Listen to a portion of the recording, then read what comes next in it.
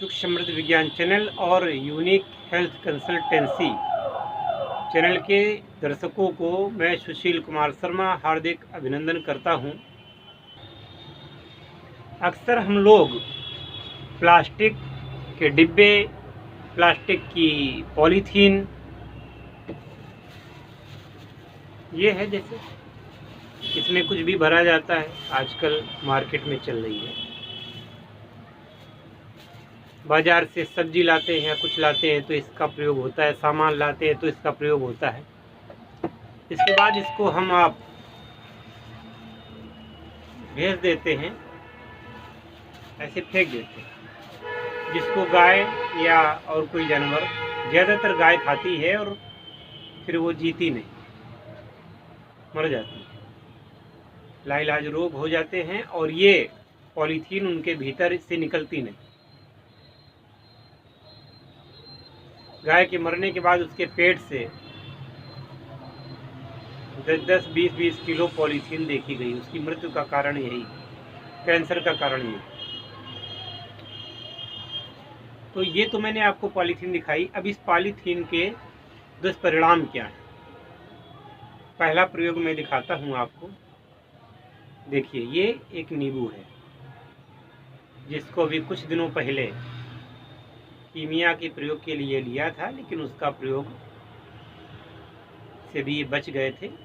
तो ये पॉलीथीन में थे और पॉलीथीन चूँकि छत पर रखी हुई है, कोई यहाँ पे ठंडक भी रहती है ज़्यादा, और तो इसमें गांठ नहीं लगाई थी, खुली थी पॉलीथीन। मेरा विचार था कि खुली है पॉलीथीन तो इनको कोई नुकसान नहीं होगा, लेकिन आप इसको ढंग से देखिए कैमरे के सामने, ये बिल्कुल नींबू सड़ चुका है। पॉलीथीन में रखे रहने के बावजूद ये सड़ चुका है। अगर ये अलग से रखा होता तो ये बिल्कुल सड़ नहीं सकता था। आप देखिए, एक तो ऐसा नींबू है जिसको मैं हाथ से पकड़ भी नहीं सकता, इतना ज़्यादा ख़राब हो चुका है। तो ये आपको पहला तो ये दिखाया मैंने। अब एक चीज़ और इसी के साथ रखी हुई थी, वो मैं दिखाता हूँ। ये एक फल है, इसका भी प्रयोग कीमिया में किया जाता है। इसको हमारे यहाँ कैथा बोलते हैं, ठीक ना। आपको दिख रहा होगा, ये पूरा का पूरा कैथा जब अभी मैंने तोड़ा तो ये आपको जितना ये सफ़ेद दिख रहा है भाग, ये कुछ ठीक है, बाकी जो ये दिख रहा है ये टोटल सड़ा हुआ है। इसकी सुगंध, इसका स्वाद, सब कुछ ये मतलब निष्प्रयोज्य हो चुका है, बिल्कुल बेकार हो चुका है। और ऊपर से ये कहीं भी इसमें दरार तक नहीं थी, ऊपर से बिल्कुल भी ख़राब नहीं था, भीतर ये ख़राब निकला। अब मैं आपको बताता हूँ ऐसा हुआ क्यों। ऐसा हुआ इसलिए कि जो पॉलीथीन या प्लास्टिक, दोनों एक ही चीज़ है।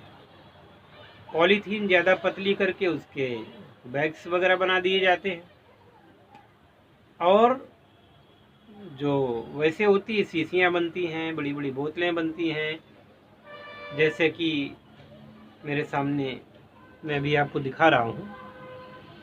ये मान लीजिए इस बोतल में पानी है ना।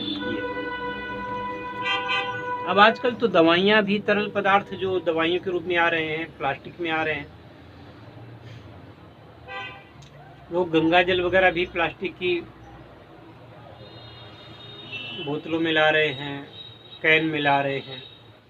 इसका दुष्परिणाम क्या है? प्लास्टिक एक ऐसा पदार्थ है जो जीवन को नष्ट करता है। आप लोगों ने देखा होगा कि आप प्लास्टिक में सब्जी लाते हैं और अगर उसे आप फ्रीज में रख देते हैं तो फ्रीज में रखते हुए भी वो सब्जी खराब हो जाती है।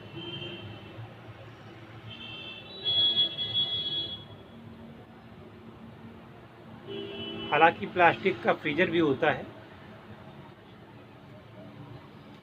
लेकिन अगर पॉलीथीन में चीज़ रखी हुई है तो पक्का खराब हो जाएगी। धनिया वगैरह अगर फ्रीजर में आप रखते हैं तो आपने देखा होगा कि वो भी जल्दी ख़राब होती है, इसलिए धनिया को तो फ्रीजर में रखना नहीं चाहिए, सड़ जाती है पत्ते वाली चीज़। अब जैसे बहुत सारी चीज़ें प्लास्टिक में आ रही हैं भोजन की, बिस्किट, ब्रेड, या मैं समझता हूँ आजकल लगभग हर चीज़ प्लास्टिक के पॉलीथीन में आ रही है। डालडा वगैरह जितना भी है या तो वो पैकेट में है या तो वो इसमें शीशियों में है, बोतलों में है या कैंस में। अब जब ज़्यादा दिनों तक इसमें पानी रखा रहेगा या ज़्यादा दिनों तक इसमें तेल या कोई चीज़ रहेगी पैक, तो प्लास्टिक के अवयव, सूक्ष्म परमाणु उस पानी में या उस तेल में या उस बर्तन में जो कि आपका प्लास्टिक का है उसमें उतर जाता है। समस्या ये है कि अगर इसको प्लास्टिक में पैक ना किया जाए, कांच में पैक किया जाए, तो व्यवसायी को नुकसान होता है। फूट सकती हैं कांच की बोतलें। टिन में पहले डालडा और तेल आता था, अभी भी आता है, पर टिन सब कोई खरीदता नहीं। लोहे का जो टिन आता है वो सेफ होता है, लेकिन प्लास्टिक में जो कुछ आ रहा है इसकी पैकेजिंग सस्ती पड़ती है तो इसको ही प्रयोग किया जाता है, पर इसके खतरे भी हैं, नुकसान भी हैं। प्लास्टिक एक ऐसी चीज़ है जो कभी नष्ट नहीं होती। आप इसको जला देंगे तो धुआं बन करके वातावरण में चली जाएगी, पर यह प्लास्टिक ही रहेगी। सांस के द्वारा मनुष्य के शरीर में, जंतुओं के शरीर में जाएगी तो ये रोग उत्पन्न करेगी। ये सड़ती कभी नहीं, धरती में पड़ी रहेगी, सैकड़ों साल पड़ी रहेगी, ये कभी सड़ती नहीं। इसलिए प्रदेश की सरकारों ने और देश की सरकारों ने प्लास्टिक को बैन किया। कुछ कैंपेन चले लेकिन प्लास्टिक फिर भी पूरी तरीके से बैन नहीं हुई। पिछले दिनों, अभी कुछ दिन पहले तक प्लास्टिक की पॉलीथीन वगैरह पाए जाने पर एक एक दुकानदार पर 25-25 हज़ार तक का जुर्माना लगाया गया, लेकिन वो फिर टाए फिस हुआ और प्लास्टिक खूब दम से चल रही है, कोई नहीं उसको छोड़ रहा है। तो वैज्ञानिक आविष्कार तो किया गया, लाभदायक भी था, लेकिन इसका ये नुकसान होगा ये किसी ने नहीं सोचा था। गायों में कैंसर का प्रमुख कारण प्लास्टिक है। मनुष्यों में भी जो ये सब हो रहा है प्लास्टिक की वजह से। अब चूंकि वो सूक्ष्म इतनी होती है, इसको पकड़ पाना मुश्किल होता है। तो कोशिश ये करें कि अगर स्वस्थ रहना है तो घर में यदि पानी रखना है तो ताम्र के बर्तन में रखें। अरे लोहे के बर्तन में रख लें भाई, वो भी ठीक है। आयरन जाएगा पानी में, कोई नुकसान नहीं, बल्कि आयरन फ़ायदा करेगा। कांच के बर्तन में, मर्तबान में, जार में रखना और भी अच्छा रहेगा। पीतल के बर्तनों में अच्छा रहता है। पहले हमारे यहाँ घरों में पीतल की ही जो बड़ी बड़ी, उसको पीतल के पतीले होते थे, हमारे यहाँ उसको कसाड़ी कहते थे। और गगरी नुमा, जैसे आजकल जब शादियाँ होती हैं तो वो जो द्वार चार के समय जो 6-7 बर्तन लगाए जाते हैं ना, एक के ऊपर एक, उसी टाइप के पीतल की आती थी। तामिया भी कहते थे उसको, ताम्र की भी होती थी। ये घर में भोज्य पदार्थ रखने के लिए और पानी रखने के लिए प्रयोग में आती थी। इसमें पानी भर के रखा रहता था, इसमें पीते थे।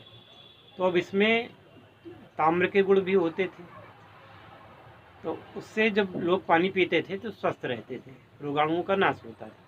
लेकिन ये जो सस्ता सिस्टम आ गया प्लास्टिक वाला, ये तो बिल्कुल ही नुकसानदेह है। मैंने आपको जो बताया, दिखाया, इन चीज़ों को आप ज़रा घर पे करके देखना, आपको समझ में आ जाएगा। आप पपीता लाना, केला लाना, संतरा लाना या कुछ भी लाना, नींबू वगैरह, 2-4 दिन आप उसको पॉलीथीन में पैक करके रख देना, गांठ लगा के। 100% मैं कहता हूँ कि वो चीज़ खराब हो जाएगी, खाने योग्य नहीं रहेगी।